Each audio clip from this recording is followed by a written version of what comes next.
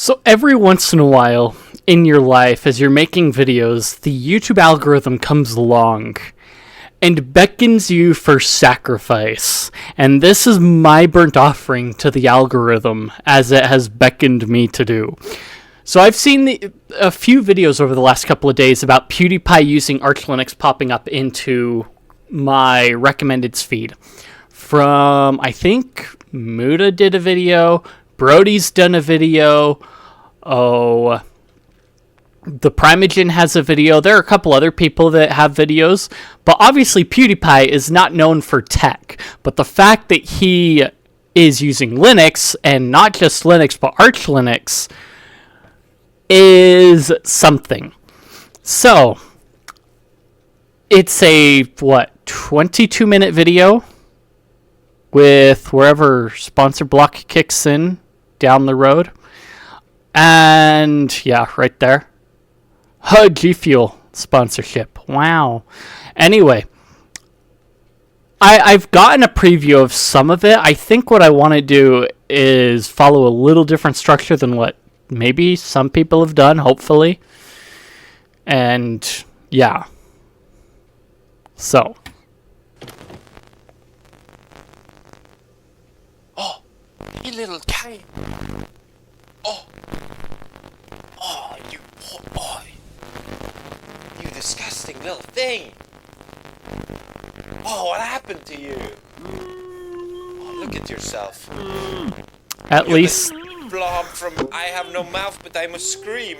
Oh, who did this to you? At least his static is worse than mine.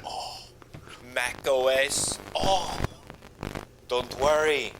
I can save you. Install Linux. Easy. What if I told you you can look like this? Anyway, let me start this off by saying I am not a tech guy. You saw my PC building video. Looks all bent. I'm surprised the whole thing hasn't exploded. It's like sitting next to a bomb every day. But what you did see was 0.5 seconds of the video where I installed Linux on the thing, and a lot of people just went, what? Some people seemed surprised and confused. Something possessed him to put Linux on it. Some people were excited. At the time, I didn't know the power that I had. I was like a baby with a rocket launcher. For years, I have been tortured by Windows. But now, alas, I am finally free. I escaped the Windows cave. I saw the sun. The shadows are gone. It blinded me for a moment. And now I'm speaking to you in the cave. Enough reference. Okay, so wait, I'm gonna from about outside Linux the cave for or as in? long as this video is, and you're gonna listen. I want to start off by going through the reasons why I switched to Linux. It's different for everybody. Number one is... Okay, so the intro, pretty good. I really liked it, so I started watching Brody's video, and he kind of breaks it down a little bit more frequently with each of those stops, but the point is, yes, we too can speak from the cave, or from outside the cave, and be like, hey, guys, come join us. I've done this more than once, but the fact that,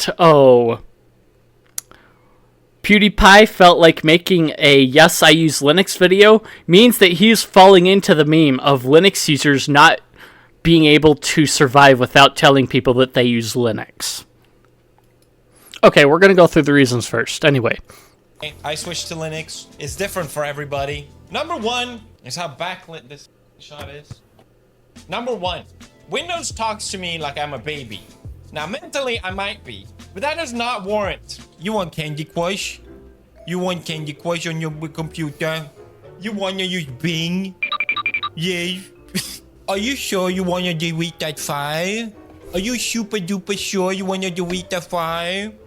That's how it talks to me, and I don't like it! Linux, on the other hand, literally puts a gun in your hand and says,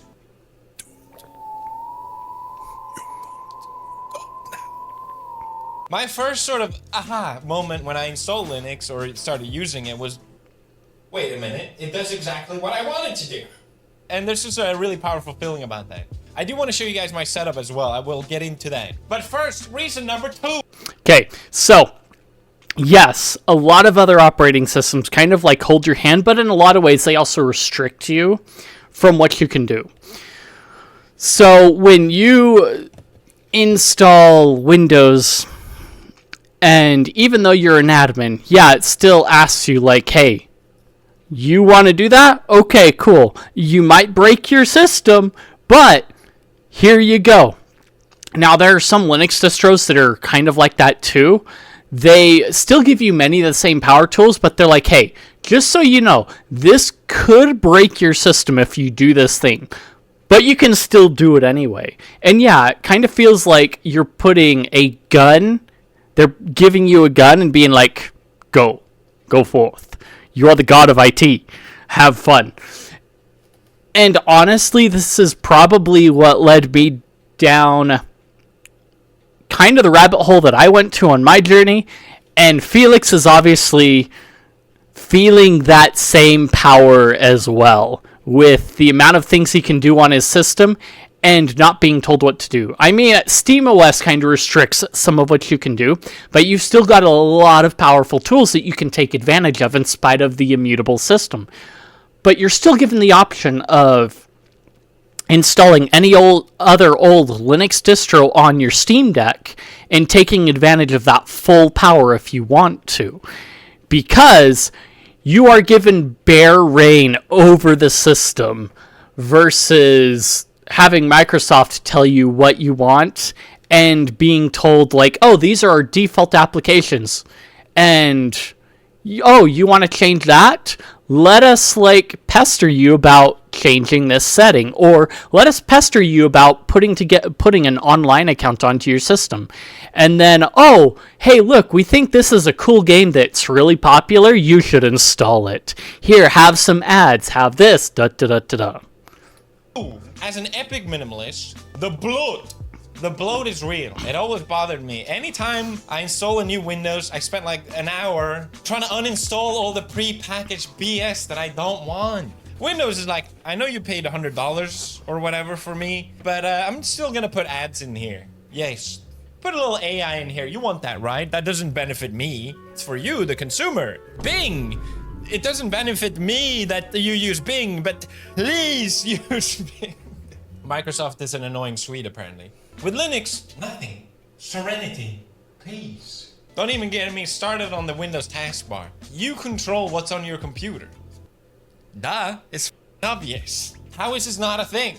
Reason number 3. Okay, so this is the option of you can either spend an hour uninstalling the things that you don't want, or you can spend 1 hour installing what you want, and then later on learning how to put together a script that'll automatically do it for you. So now that hour-long process turns into 2 minutes of you typing, downloading your script, and then setting it going to set everything up for you. That's kind of the difference. I've seen a lot of people complain. They use other Linux distros like Linux Mint and so on, which makes sense, it's fair, it's what have you. They're like, I don't want to spend an hour just configuring my desktop. When it's like, well, you don't really have to do that. You can actually have it basically bootstrap script set up that will download everything for you and do it all automatically for you from install. And it'll basically bring everything you're used to, your configs and everything, onto your system. I mean, of course, then the Nix OS crowd is going to come in like, oh, snowflakes! But yeah, it doesn't, you can spend an hour uninstalling all the stuff you didn't want, or you can spend an hour installing stuff that you actually do want, or that you're trying out, or maybe you're specializing the system for a certain task, and you could spend time tailoring your application suite to the task that system is being purposed for, versus spending time uninstalling it and then doing that on top of it. Customization. I discovered this afterwards. Customizing on Linux is a beautiful thing. On Windows, you can maybe change your wallpaper, change a little bit of colors, whoopity-doo. On Linux, you can change reality itself. Since Linux is built modular, you can swap out your GUI entirely. You don't even have to use one. You can cut off the head of Linux and it'll still be like, hey, I'm here, what's up? customizing on Linux is called Rising, and I got way too into it. Okay. So yeah, I feel this on like a spiritual level. I'm not gonna lie. Like when I found out about customization, cooked hard. I can't wait to show you guys. Now, reason number 4. Okay, so when I first got into it, like when I discovered the amount of themes that you could have, just like take something like Ultimate, like I knew that for the longest time, so Windows XP had like MS styles, and like it was cool. You could like swap things out, but it wasn't like Linux to where like you could, with the old GNOME 2, which I mean Mate replaced later on down the road, or forked from, you could have like wobbly windows, you could have like crazy fire effects when you closed or minimized a window, you could change the GUI appearance and make it look like it's Battle for Wesnoth, or have like the dark theme. I was using dark themes before they were cool on like all the smartphones, okay? Because that's what I could do, and it's been dark mode as much as I could ever since. Okay, the customization is one of the things that really grabbed me. Not only did I have the power to install what I wanted and have a suite of options, which are like way more expanded now, especially in the gaming sphere, but I had the ability to theme more than just my desktop. I could change a whole GUI and everything. And once I went down that rabbit hole, it was like done and cooked from there. Gaming on Linux is finally real. I actually installed Linux 15 years ago. That's right, I'm old. And I uninstalled it after like a couple days, as a lot of people do, when they realize, oh, I can't use the things I need on Linux. And for me, that was gaming back then, because it's like, well, then what's the point? But now, gaming on Linux is real, at last. So Valve came in like Gandalf's in Helm's Deep, riding a Steam Deck with Proton. So I think this is a perfect example how Linux benefits everyone. The fact that Valve as a company recognized maybe Microsoft has a bit too much power. If they wanted to and started being shady, locking things down, taking cuts, they absolutely could, and it's not like it would be uncharacteristic for them to do. So Valve started improving gaming on Linux, boosted driver support, and they built on what was already there from open source software like Wine. By doing this, Valve benefits, consumer benefits, ecosystem grows, win, win, win. It really feels like an alternate reality. This totally could not have been a thing. And it also makes me realize just how many things can be better if people just weren't so greedy. Can we just fix them? So thank you, Linux, and thank you, Base Gaben. Now I've gone through the reasons why. Okay, so just like him, it was a little over 15 years ago that I first installed Linux. Now, my motivations for doing so were a little bit different. Many of the games that I played mostly worked on Linux just fine. So, like, I had my Total Annihilation that worked perfectly fine under Wine. I had a couple other things that were kind of marginal. Play on Linux was a thing, and that was probably your one biggest way of getting certain games to work properly. Now, later on down the road, of course, there were improvements as time went on, but once Valve kicked in to the scene and started, like, putting Steam onto Linux, that's when things really boosted. Was they kind of took a mantle, and like now gaming is almost like flawless for a lot of it. You can actually do a lot of gaming on Linux thanks to Valve, and then their contributions to leaving many of those tools open source also led to other people being able to improve on it. So like the glorious egg roll fork of Proton, you've got various gaming oriented kernels like CachyOS and TKG from the Frogging family. You've got Umu that is basically pressure vessel built for your old systems that way, or for running Proton prefixes and what all. like a whole bunch of things. Like, I don't even think Heroic would have the tool set it has now, or Lutris would, if it weren't for Valve coming along and starting to like spearhead some of that. And yes, the Steam Deck did a lot of that. I mean, the Steam machines way back in the day had some forward movement, but because it didn't support every game on Steam, it flopped. But once they brought Proton out, they rolled out Proton, and then eventually the Steam Deck, it just like boosted everything up much higher. And Valve has not been limiting like Proton to just the Steam Deck.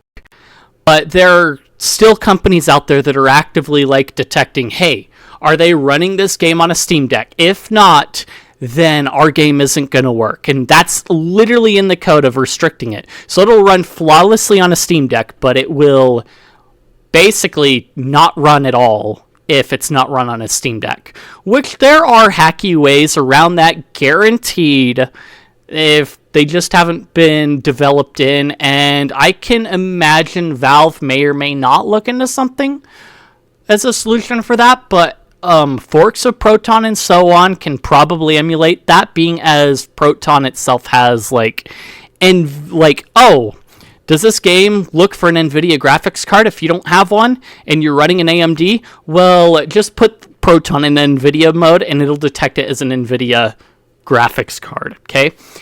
That's the cool part about what Valve has built. Why I switched to Linux. Let me just explain why maybe not switching is a good idea. Because everything good comes with a sacrifice.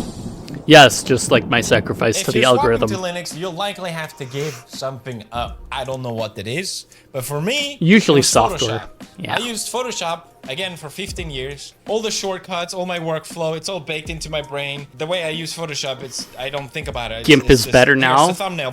Closer to it, but it's anyway. Not beautiful, but I get the job done. Unfortunately, Adobe is a garbage company, and their software just won't run on Linux. A lot of artists are jumping ship. They don't want to use Adobe anymore because they realize it's a terrible company. Me as well, I thought, you know what? It's time. I'll swap over. I know the open source alternative is GIMP. I've heard about this forever, and I thought, you know, it'll feel good. I'll feel good leaving Adobe.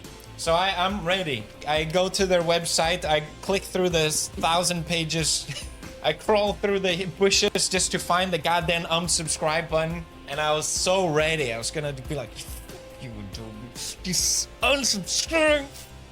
You know what happens? You know what happens? They hit me with an unsubscription fee. Yes. Those...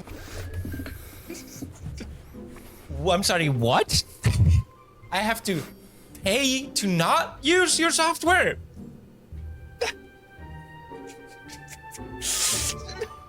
It was like 65 bucks or something.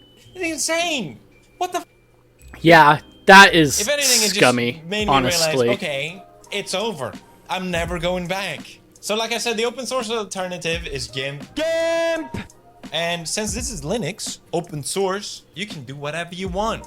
I downloaded this icon pack that changed the icon so they look like the Photoshop icons. There are plugins for GIMP that make it act more like Photoshop. Command list that matches see? the one on Photoshop.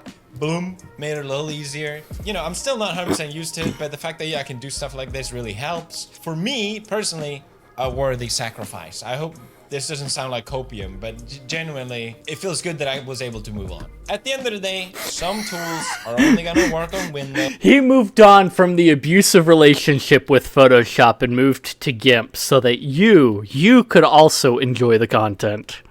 And only gonna work on Mac, but what you gain on Linux is so much more. Freedom. Join us. I'm just praying that Adobe is not just gonna show up one day and be like, there's another fee. I'll meet them in a dark alleyway. They'll be like, it's a little fee.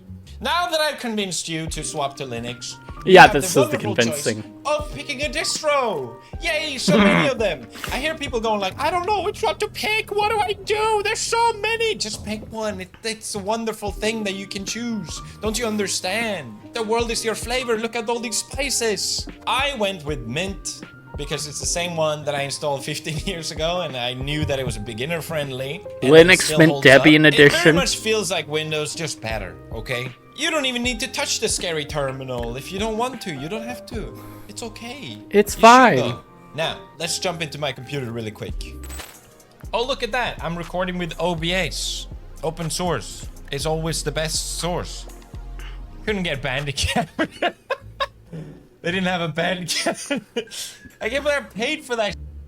There's like free versions everywhere. That's so You much can get the better. Bandicam image so and this just is my overlay it in the top desktop. corner. I called it Apollo, and then I have my laptop, which I called Dionysus, because I wanted to mess around with it. Dionysus is the one I really went hard on the rising.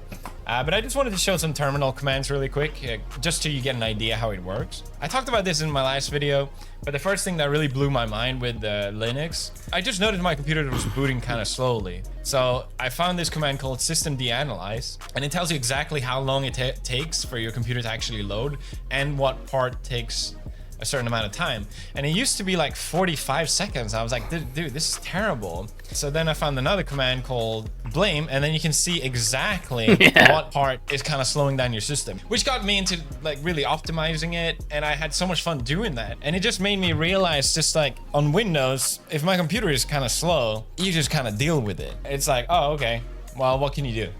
On Linux, it's like, the world is your oyster. You can fix. This is literally the thing. You can optimize it however you want to. You can change the whole init system. So like I'm running run it on this system right now on Artix. So I can do a fast fetch. I've got run it on install in this one. I've got my ThinkPad that runs Artix with OpenRC because some of the tools like AI toolkits require either systemd or OpenRC. And I haven't put any of those toolkits on that ThinkPad as of yet. But I may move another different system to OpenRC so that I can take advantage of that because I have a slightly more powerful graphics card. But the fact that you can optimize and build a system tailored for that thing is the awesome part. That like... Fix it. Personally, I like that kind of stuff. The second thing that blew my mind with the Linux terminal was just how blowing fast your it mind, is at yeah. searching. Searching on Windows is so annoying. It takes forever.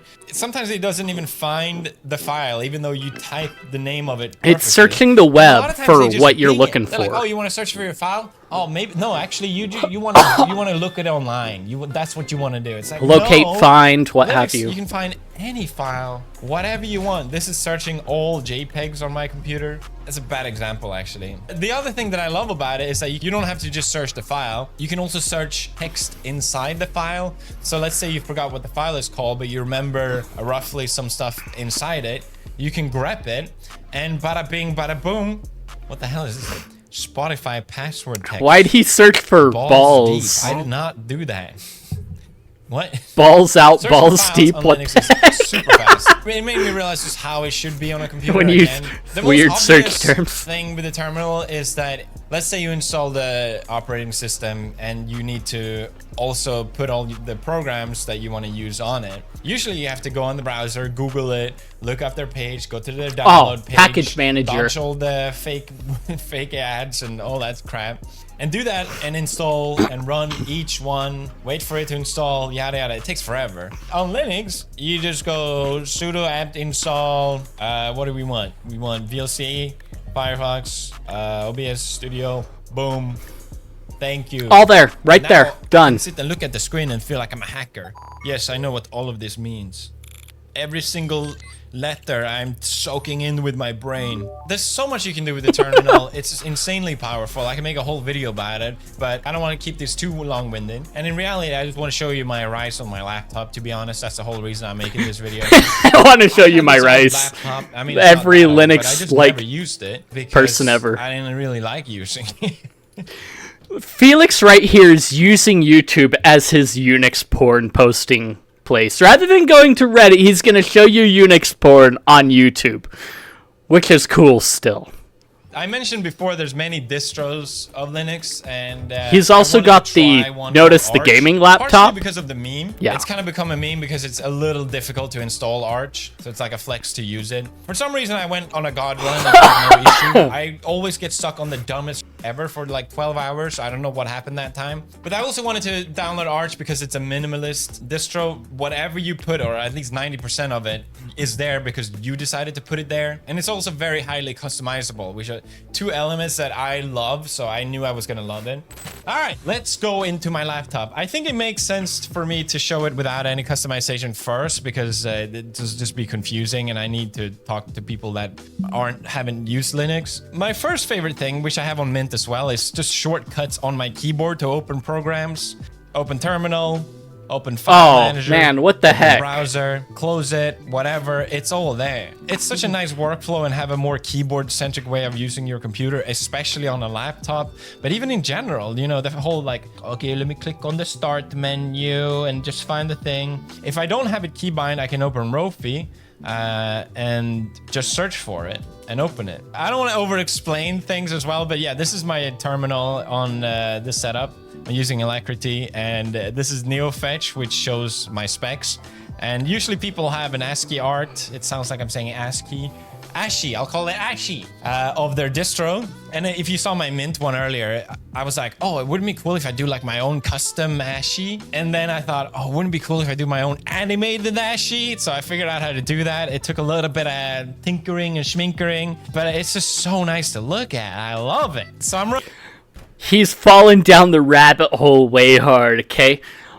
I mean, when it comes to everything you can do with it, like, like, it's keyboard oriented, it's faster. It's like, I really like my setup because if I go back, I've shown off my config for River a little bit ago, but I can literally sit there. When I boot into my system, I can, like, hit a few keystrokes, and I've got, like, 3 browsers open, like browser windows open, and all my basic stuff. I can like quickly get Steam up and running, and I am good to go.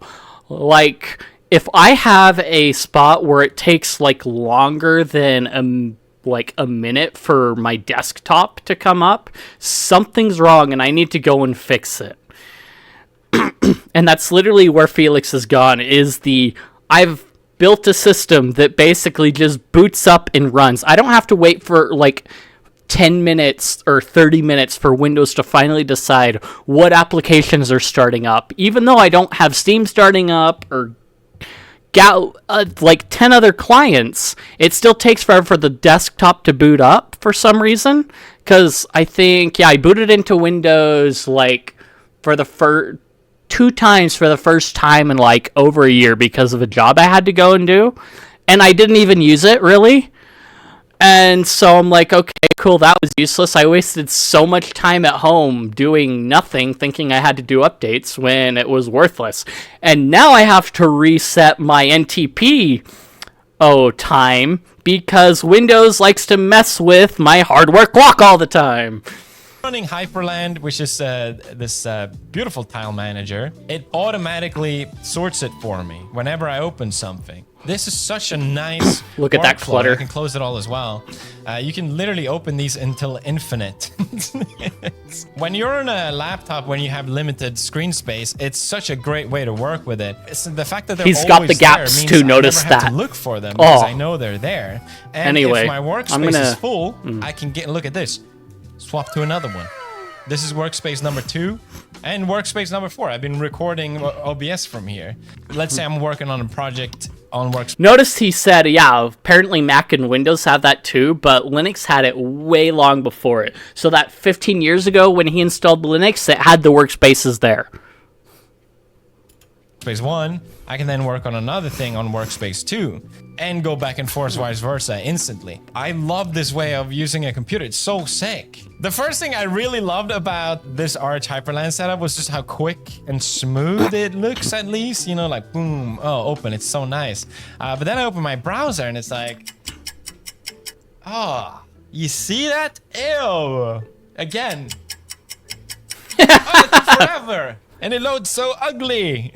So my first thought, okay, well, maybe I can upgrade my SSD to make it snappier and quicker. But then I thought, I'm on Linux. I can do whatever I want. So let's run a time here. Firefox. Let's ignore the CSS errors. I tinkered a bit too much. Don't worry about it.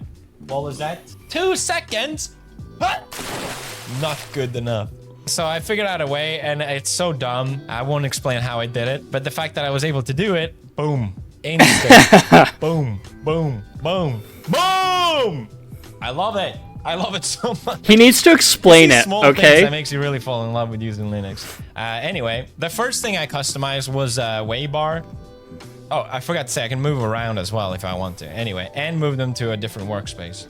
So yeah, this is my taskbar. It's like the Windows taskbar, except you decide exactly what's on it and customizing it. I put calendar, turn it on and off. Internet, Bluetooth, quick access to all these things, you know. I really enjoy this as well. It's basically just tells me if I'm connected to VPN or not, and I can toggle by clicking on it, and it tells me which country I'm connected to. Up here it shows which workspace I'm using. Since I have these reactor in the background, I thought it'd be cool to like LARP as if each workspace was each reactor. I'm on reactor A, there's reactor B, C, and D where it's recording OBS. Then I have my battery bar, which is ASCII. I keep saying ASCII, which is ASCII art. I got the volume, and you know, look, if my volume goes too low, it gets red, it's critical. Just to really LARP the whole nuclear reactor. Okay, so he built like a whole LARP around it, which a lot of people do, and that's really, really cool. If you go look at the awesome WM like Rice page, like screenshots, they've got a lot of these too, where they've basically built a whole like desktop around certain like shows and whatnot, and it is really cool. UI to me is cool. I like it. All right, the second thing I did was making widgets with Ew. Ew was a nightmare, I'm not gonna lie. Here we go. It's built and made Let in me also Rust, change but the anyway. wallpaper really quick, one second. All right, so this is my desktop. Oh Let me my play goodness. some music actually. So first I added this visualizer because I just saw a lot of people doing it. It's using Kava, but I changed it again with ASCII. So it looks a little more matrix and hackery. Here we have my uptime, just how long it's been running, and how much until my battery is out. I should probably charge my laptop. CPU temp, I should probably change, cool it down a bit. He leaned into the reactor thing way hard. It's not just like visual flare. Well, it is, but CPU load, which changes. Oh my goodness. RAM usage, storage. This tells me which Ukrainian base I'm on. reactor. Right now, I'm on reactor B. Power consumption, completely useless, but I needed it to look cool. And then we have my two fans, CPU and GPU, and then this little spinny fan thing to show it. Upload and download, latency, and then just another VPN thing. It's kind of pointless. And then basic weather. And then finally, to make it sort of all work together, I added a script that basically scans if I'm using a window. So if I open or close, it sort of transitions in and out of Waybar because I don't need it on both. That's just like too much information in my opinion. So this is on my desktop. It's just a nice vibe here. We just chill over here. And then when I'm in workflow, it blackens it all out. And I can just get going on my schwingy thingy. Oh, and in the middle here, focus is real. I forgot to say it has power profiles, my laptop, so I thought it'd be cool to change them. It's silenced, balanced, or power mode, but I changed it to Razgon, which means overclock. You see my fans are spinning, and these are faster as well because it's... Okay, so that probably revolves around like the performance modes you can tell the kernel to go into. I don't know if he opens up his NeoFetch again, we can like see what kernel he's running. But, like, between game mode and, like, all the other stuff you can do with it, it is nuts. Okay. The fans are spinning more. This is so sick to me because I'm remembering what this laptop used to be running Windows. I never wanted to use it. I hated it. Now it went from a hardware that I never used to my favorite piece of hardware because it not just looks great, it runs great. I love it. It's so sick. I had so much fun customizing this. It was just a blast. Yeah, I hope you guys appreciate it as well. I've been doing so much more. I built this camera as well. Like I mentioned earlier, you can communicate with Linux even without a graphical user interface, GUI. That made me so excited because I'm like, wait, that means I can use other computers at my disposal. For some reason, to me, that's just like really cool, and I wanted to try what I could do with it. I want to show this in another video maybe, because I feel like it's too much. He's going into tech YouTuber mode. Oh no. just tinkering, messing around, feeling like a hacker. But I gotta be real as well. Linux is not perfect. There's a lot of issues. A good example is, again... So I have to agree with them. I've run into my fair share of issues. Now, some of the issues that I've run into have been things that people have said like work really well. There are other things that people find as issues that haven't really had issues with. And it may be the way that I've used my system that like changed it. So like, I know quite a few years ago, people talked about, oh, NVIDIA's cards are so bad on Linux and this, that, and the other. But I was running just fine with NVIDIA cards on Linux. And I'm like, okay, well, that's understandable. It's like, oh, it runs like dog water, this, that, and the other. And I was doing fine. I wasn't having any crashing problems. And here I was using a Linux laptop. I mean, some things didn't work exactly perfectly, but it still ran really well. And there's still some things where I haven't quite figured out. There are other things where it's like, okay, maybe I overlooked something and that's the issue. It was on me versus like something else. And there are other times when I update, something completely breaks, like Pipewire just breaks and Wire Plumber just like crashes out sometimes and I'm out of sound. And sometimes it's happened midstream where it's like, oh crap, Wire Plumber crashed. And so I have to quickly get Wire Plumber back up before OBS completely dies and the stream dies. And so I'm like cobbling everything back together. And then I hit a point where it's like eventually like after like, it feels like after an update, when that happens, I give it a couple days and everything just smooths out magically. And I don't know why. It just does.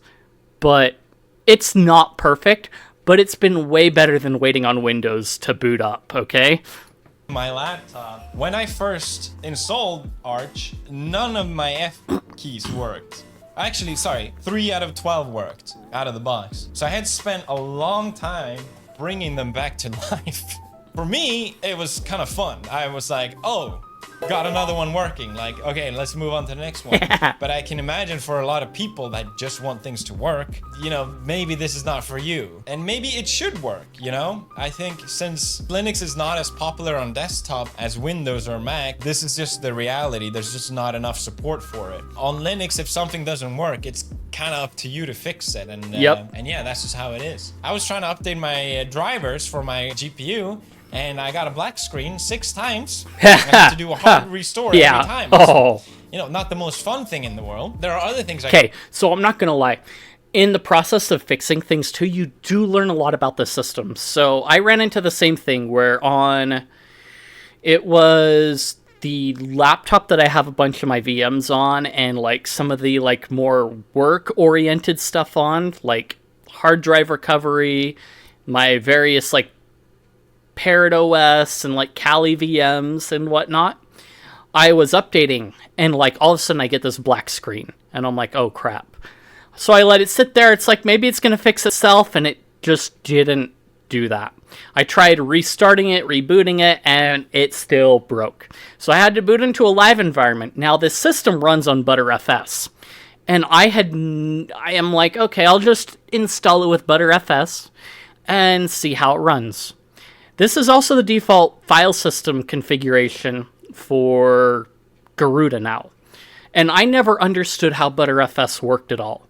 Once I started diving into figuring out how to like mount the ButterFS volumes, all of a sudden it like opened up like, and I could like, oh, this is how it works. It's actually pretty genius. That's really cool. Because I'd been ext3 for the longest time. And that was all I used because it's like, well, it just works. It's worked for me for like over a decade. Why change? I put it on a system that like isn't my daily driver, so it doesn't matter as much. And so once I figured that out, it's like, I understand now how it works and why Garuda works looks this way. I know how to like take a separate SSD now and turn it into a home volume that you can mount into a ButterFS system. Genius! Okay, I understand what's going on now with the FS tab and what's going on here. It was mind-blowing. Could rather be doing, which is why I need you to install Linux, so the more people we can get together, the better Linux becomes. And I get it now. Like, that's why people were so excited about me using Linux, because Linux is not a product, it's a platform. And it also already exists. It literally everywhere. is. NASA, SpaceX, it runs on Linux. All the supercomputers, your TV, your smart fridge, your phone if it's Android, it's all Linux, baby. I think it's just so cool, the fact that this all happened because one Finnish guy in like the 90s just decided, hey, I can write a better kernel. Finnish naivety, typical Finnish behavior. They think they can do anything. But without that, I mean, have you seen how they kicked the Russians? An alternative, and I just think it's so cool that people saw what it did, got excited, and wanted to join in. So please consider joining in. Now, if you're even just a little bit curious, I recommend trying Linux. Maybe try dual booting it if you're not sure. You can still keep your Windows or whatever. You're gonna kill it later. You might as well kill it now. Test it out, break it, get upset. On Linux, I feel alive at last, at long last. Thank you for watching. Let me just type out my goodbyes. At last, at long last. Thank you for watching. Let me just type out my goodbye. Oh no, it doesn't show us the kernel. No.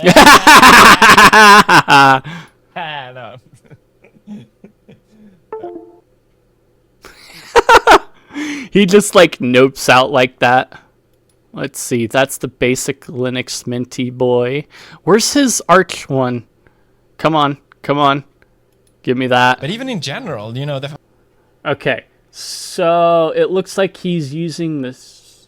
Yeah, he's using the standard Arch kernel, which has some of the stuff in it. Valve has like pushed up a lot of stuff. Let's see. RTX 3070. I've got a 3050, as you already saw. This is his laptop though, so he's got dual video card. How? What? Buy. Give me. What the heck? Where do I get that? Anyway, yeah, it's pretty cool that he has like gone through and done this.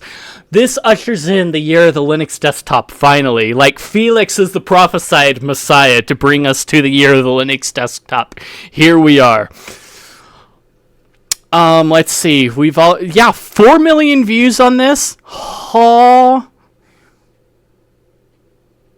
Pros, you control what's on your computer. Cons, you control what's on your computer. Don't deny your inner engineer. You're one of us. Okay? Literally, he like...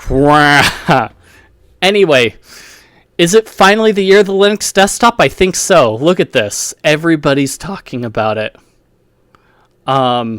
I'm not a tech guy proceeds to demonstrate that he became a tech guy without even realizing it.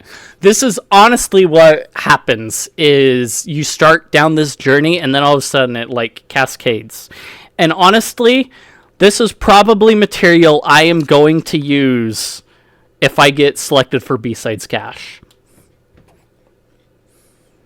If you liked the content, if you enjoyed it, if you think I deserve it, like, comment, subscribe, leave any criticisms you have or what have you. I appreciate it. Feed that algorithm, like I said, and I will see you guys in the next one.